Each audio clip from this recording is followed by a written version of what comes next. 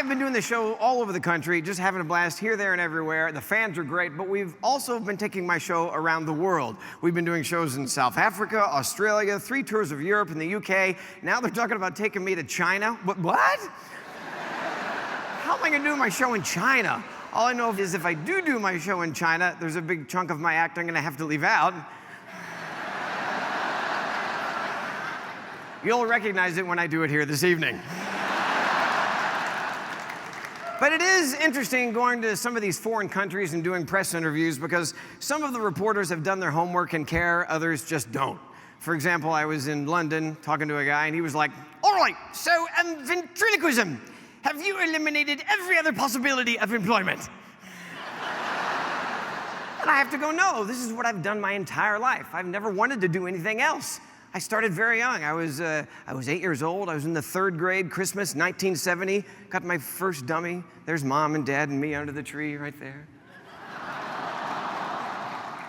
You can see how proud my father is. But for years, I'd look at that picture and I'd think, why does he have that expression on his face? And then it finally hit me, duh, look where the dummy's hand is. So, yeah, that's creepy. So I started doing shows very early, all the way through elementary school, junior high, high school, college, and this is what I wanted to do. This was the future I saw. I saw it. There were a few people that didn't see it. For example, girlfriends. They'd realize I was sincere about wanting to talk to dummies the rest of my life, and they would dump me immediately. I couldn't see what they saw until a few months ago. I was sitting down with my 3 daughters, and we were looking at the yearbooks for my junior high and high school years. My daughters were horrified. Why? Let me explain. I started getting paid for doing my shows in the 7th grade. And I knew that if I was going to be a professional ventriloquist, I needed a professional photo. Now, my parents were supportive, but they weren't going to shell out the cash for that. So I thought, how am I going to get a professional picture of me and the dummy taken? And then it finally hit me. School picture day.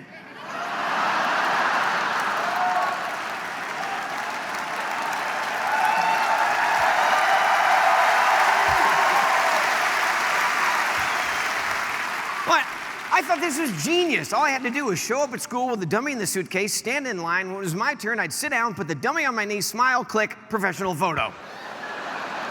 And that's what I did every year from the 7th grade through the 12th grade. The only trouble was they'd only take 1 photo, and that's what ended up in every yearbook. And that's why my daughters were horrified. It was boy, girl, girl, boy, boy with doll, girl. Don't believe me? There's 7th grade right there. There it is.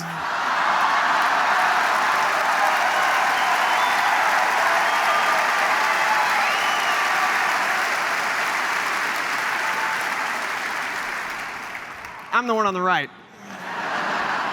Look at that. That is Justin Bieber hair, damn it. So, 9th grade came along, and I decided to do the same thing. This was the bicentennial year in our country, 1976. I was a patriotic lad, but I didn't want to dress like Uncle Sam. No, apparently, I wanted to dress like a 4th of July picnic table cover.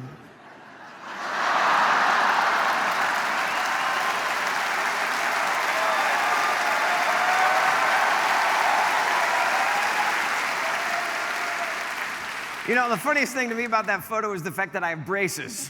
Why is that funny? Well, the rest of my life I'm going to be talking with my mouth shut, so what's the point? I know most of you look at these photos and thinking, this is the saddest human being we've ever met. Did you have any friends? Yes, I did. Here we are sitting in my bedroom one day. This next photo, you know, my parents were supportive, but every once in a while in a child's life, the parents must step in and say, enough is enough. Apparently, my parents did not do this, as is evidenced by this next photo. And by the way, none of these photos have been photoshopped. Everything is legit. Everything's real. I promise you. So that's how sad it is. But this next photograph, I don't remember how it happened. All I know is that we went to the professional portrait studio, and this was the family portrait that hung in our living room this big for years.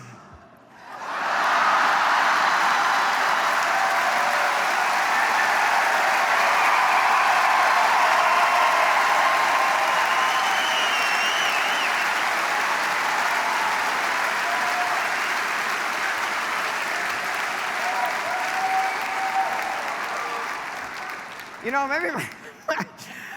the weird part is my parents had family and friends over for parties a lot.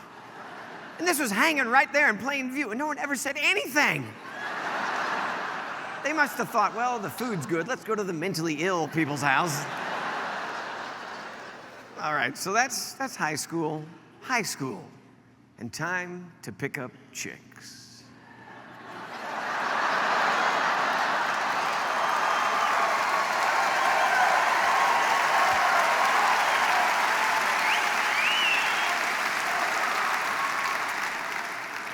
It was the late 70s, disco was king. I had my silk shirt, my dummy, and my porn mustache. Now, this next photo I found in a box just recently, and some photos just go without explanation. I don't remember what this was. I don't remember what was going on. I don't know.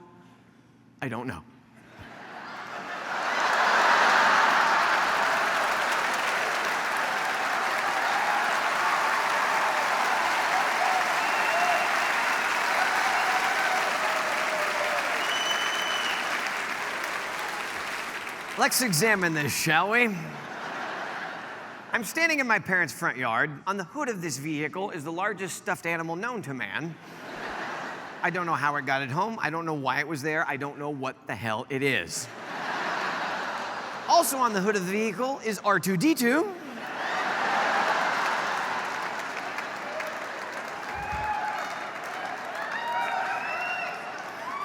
My dummy is dressed up like a bad Luke Skywalker knockoff. And I'm wearing a frickin' Hawaiian shirt.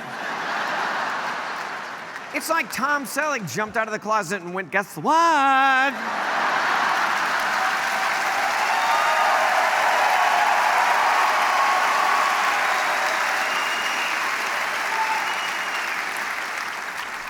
And now it was time to move on to college and the intellectual years.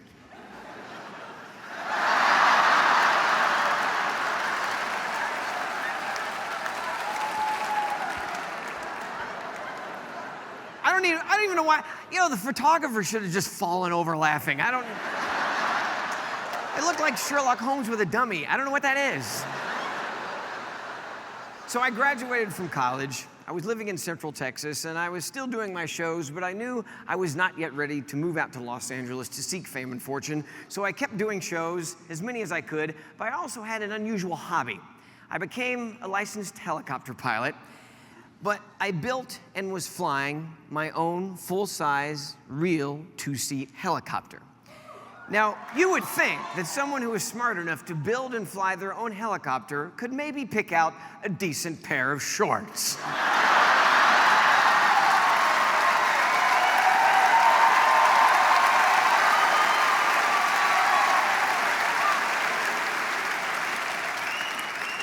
Thank you. All I know is thank God the corn was high enough that nobody in the freeway could see me. That's all I can say. My daughters have been horrified by these pictures. They decided to help me out. They are Kenna, Ashlyn, and Bree. They are 13, 15, and 19 years of age. They're the light of my life. They decided to help me out with my clothes, but they decided to dress both me and Peanut, and here's what they chose.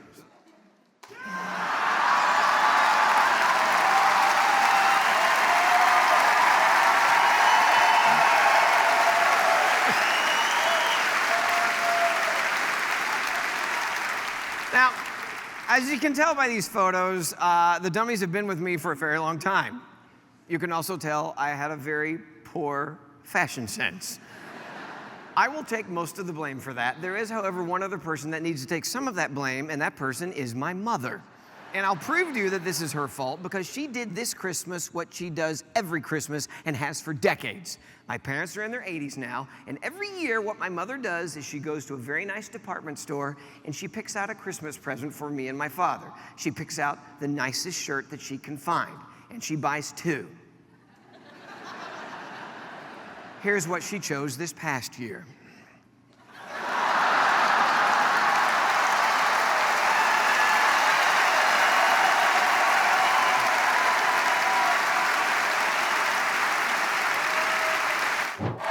ventriloquist, for those of you who might not have figured that out yet. And people ask me all the time, Jeff, why this as a career? Well, I've never done anything else. I taught myself ventriloquism in the 3rd grade, got a dummy, and just kept practicing. I didn't have any brothers and sisters, so there was no one there to tell me that what I was doing was incredibly lame. And since I was adopted, I guess my parents were like, not our fault. As a kid, I didn't know it was weird to be a ventriloquist, but I got picked on for it. The good part was, the bullies didn't know who to stuff in the gym locker first, me or the freaking doll. As for my parents, they were supportive of my hobby, but when I was a kid, if I said something stupid, my father would go, stop talking out of your butt. Ironically, that could be a whole new bit in my show. Little muffled voice, let me out. I'm working on it. By the time junior high rolled around, to make matters worse, not only was I a ventriloquist, but I also chose to play the trombone. Yep, the babes were lined up for that.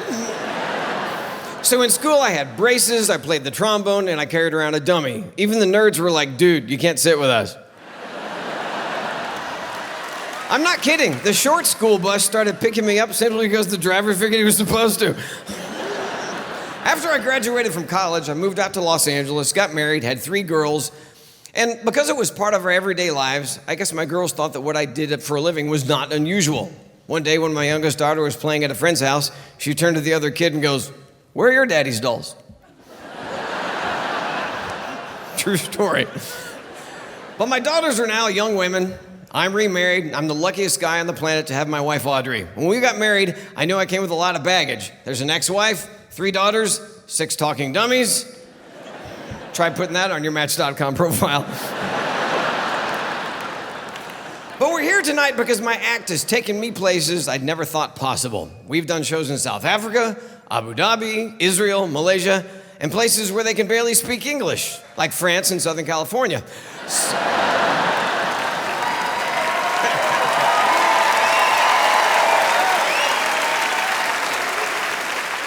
But they even want me in China. Heck yeah, I'll go to China. And then I can see the factory where small children make my Jeff Dunham merchandise.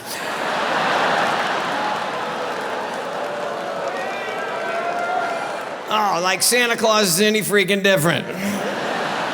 But I'm kidding. All of my merchandise is made right here in the good old US of A.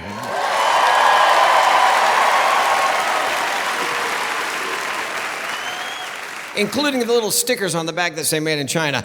But, well, I know some of you know what's going on this evening. I have little people in boxes, and I gotta tell you, the way security is at the airports nowadays, when you try and check in with a small person in your luggage, they stop you.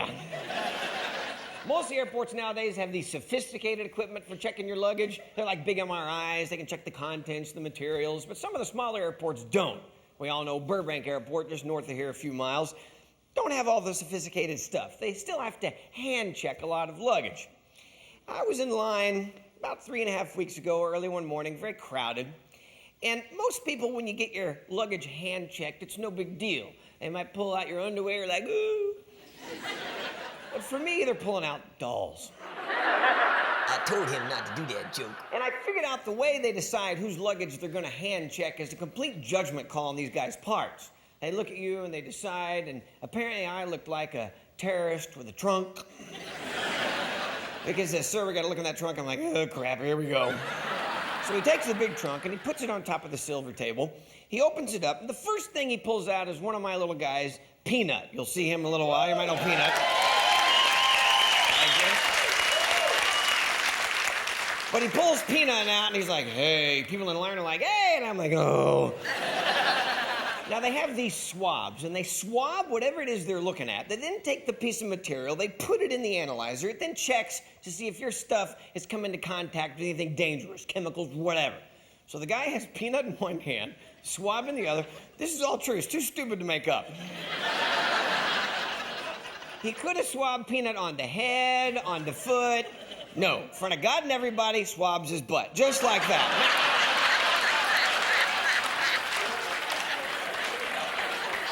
I know it's only a puppet, but I work with the guy. There's a relationship here. And I'm sitting there watching this, and the first thing I find myself thinking is, you sick bastard. What the hell? Why are you wiping my friend's butt? He then takes the swab, puts it in the machine, shuts the door. I think we're finished. We start to put things away. Suddenly, the little machine goes, eh. 3 more guys come out. They have me up against the wall. They're checking my ID. They're doing a background check on the internet. They're going through all my stuff. Takes 15 minutes. Now we're finished. Everything is fine. Then we start to put things back. And then I start to think, what the hell was on Peanut's butt?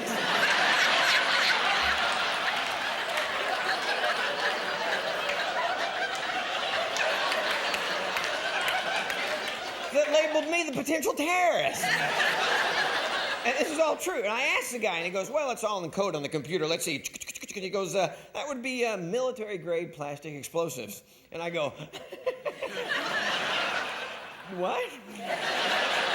And he goes, well, sometimes the machine confuses lotion for that. And I went, no, there's no lotion on the puppet's ass.